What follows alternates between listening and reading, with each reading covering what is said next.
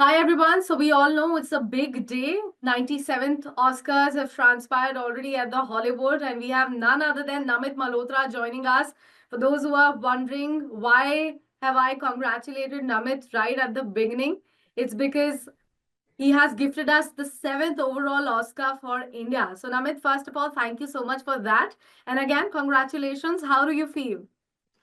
Oh, it's a great feeling that we've now won 7 Oscars in the last 10 years, 8 in total for the company. That I think is it's unprecedented. Honestly, it's a very humbling experience because it's almost like I've never heard of anybody in the world that's actually achieved something like that. So it makes you feel for a second like, wow, that's pretty special. Hmm. And also, you are the CEO of DNEG. So I would want you to put us, a bit more information about DNEG and how exactly did you guys work for Dune Part 2? Sure. So we own DNEG. So DNEG is owned by Prime Focus, the Indian public company, and I'm also the CEO. Uh, been part of it since 2014 to now, since we acquired it in 2014. And our collaboration with Denis Villeneuve, the director, we've actually won the third Oscar on his film. So we had the first one for his film was Blade Runner. Mhm. Then we won for Dune Part 1 and now for Dune Part 2. Amazing. And that is where our collaboration with him has been incredibly successful because we've been able to really take his vision, and someone like him who's got a very powerful artistic and unique vision, we've been able to take that and really blend our technology and our artistry together, and that's what you get to see. That's why, in spite of Dune 1 by itself being such a great landmark in its own right, the fact that we were able to raise the bar up again for Part 2 is what actually makes me more impressed by my own teams, because it's hard to it's hard to raise the game on your own. Literally from 1 to 2, we've actually further raised the bar up, and that's pretty unique. Absolutely. And in fact, you have already mentioned that you won one for Dune Part 1 also. So were you anticipating another golden statuette for this time around? So it's always a bit tricky, because I obviously believe. So when Part 1 came, I can tell you without hesitation, like when I saw the work and I saw the movie, I was like, there's no way we're not winning for this, because I always said it through the time that Dune Part 1 was literally, in the world of visual effects, there would be films that would be talked about pre-Dune and post-Dune, because Dune had really hit a very, very high benchmark in terms of quality. So that was pretty clear and was new, and nobody had seen something like that before. When it came to Part 2, I was a bit nothing to do with the quality of work, because that was absolutely stellar.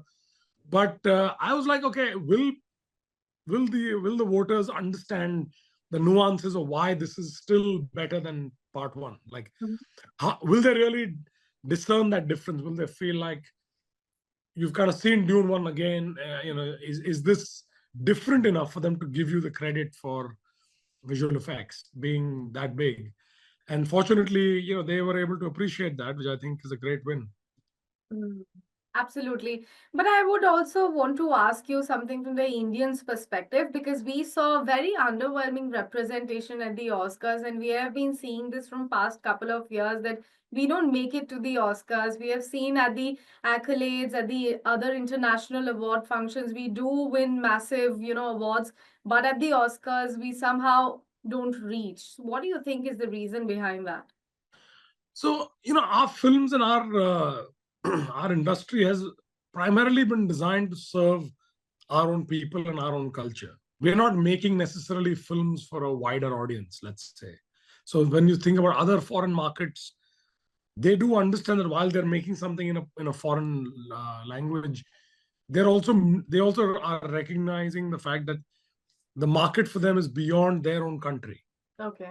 Whereas India, for the good and bad of it, we don't even we have very few films actually cover the country. We make films only for our states. There are enough. We've got 6 different states in the country who produce enough films that make money or lose money or whatever within the state itself. So and that sort of is the reason why aspirationally we've not really thought about it. I feel as filmmakers to say, am I making this for the world, or am I making this just for the immediate audience that I'm sort of serving up? And that is where I find that there is a difference in how we therefore approach certain subjects and how we tell the stories so that they can be more widely consumed. Interesting. And in terms of the visual effects, if I could ask you, where do you like, if I could ask you out of 10, how much ranking would you give the Indian VFX industries, first of all? And how do you think we can get better? See, Indian visual effects is a much newer industry, let's put it that way. So I think we are transforming. The percentage improvement on a year-on-year basis in India is significantly great, because we also started from a very, very basic level, and that sort of has gone up significantly. We were also producers on Brahmastra. That also was very well received and really well appreciated. And since then, we've done a lot of other bigger visual effects movies, in the country. Like recently, there was Chava and Skyforce and Fighter, and there's Mr. Rajamouli's films. So there's obviously a lot of that momentum that is building up even in India, where people are much more interested to use the ability of visual effects to make certain spectacles for the Indian market. All right. And also, you are the producer for Ramayana. So if you can tell us a bit more about what's in the bag for that, how excited should we be? What should be anticipated? So, in very simple terms, and if I can simplify it, I would say Ramayana is my life right now. And it is literally taken over, sort of you eat, sleep, breathe Ramayana day in and out, because it's such a huge responsibility in terms of the way people feel about the subject, the characters, the culture that we represent. And then the ability to actually present it on a global platform is really what I'm excited about, because I feel like this is the story, this is the part of our history, our culture that we want to showcase to the world with pride, without ever having to say, we were ruled by the Mughals, or we were ruled by the British, or we were victims. This is a true representation of Indian spirit and Indian energy. And I'm incredibly enthused about what that is. So expect nothing but the best is all I can say. Interesting. And last but not the least, if I could ask you, what's your vision with Prime Focus and DNEG? What's in the future for you? So we continue to scale through the business. We've obviously, in addition to visual effects, we've also launched an animation division, which has done incredibly well. We've got a couple of films that we produced in Hollywood last year. We produced the Garfield movie, which was again very successful. We've got Angry Birds 3, the game that has been converted into a film, and a partnership with Legendary on a film called Animal Friends, which comes out later this year. Okay. So we are actually, trying to be much more dynamic in terms of the kind of content we're producing with, some of the, top filmmakers out there. And then we've also just launched, our AI platform called Brahma, where we've acquired a business called Metaphysic and consolidated all our technology in one place. So the idea is to keep DNEG as our primary core business that serves up the best in the world. And then we have a content creation arm, and we have a technology AI-enabled arm that actually starts to come together. So it's pretty exciting in terms of what we're doing and how we want to really be a leader in the business, not just in the area of visual effects or animation, but also in the kind of content we create and how we also leverage the latest and the greatest technology. Very interesting. And I know I said that was my last question, because while you were answering, I got another question popped up in my mind. I really want to ask you, and I swear this is going to be the last one. I'm really interested to know that since you are running the business and you have given us so many interesting projects already.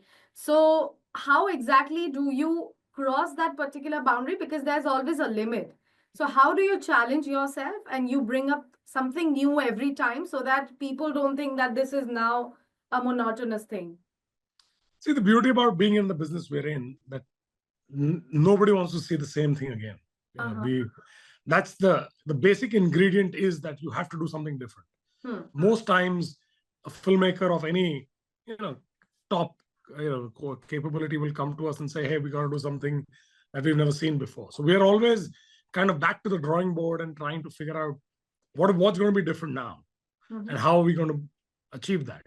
So that sort of is the fuel on which we actually survive, or we actually operate on, and that has now become the DNA of myself and the company at large, because that's what gets us excited. Every time I'm involved in a conversation, it has to be something different and something unique. I'll just end by saying that we just recently rebranded our company, and in answering your question, our new tagline is "Start with impossible." So we look forward to people coming to us and giving us sort of impossible things and challenges to do, and we love to make it happen. So that sort of is really the secret sauce in how we do what we do. Amazing. And all the very best, Namit, for Ramayana. We are all waiting for it. And that too, very, very, we are anticipating a huge project. You have got us all curious with the kind of things that you've spoken about the film. And of course, a very, very big congratulations yet another time. Thank you so much for giving the golden statuette to India yet another time. And we'll chat soon, maybe in future, Sure. and maybe in person next time around. Thank you Sure. so much for speaking to News9, Namit. Thank you. Thank you. Look forward to it. Bye-bye. Yeah, sure. Bye-bye.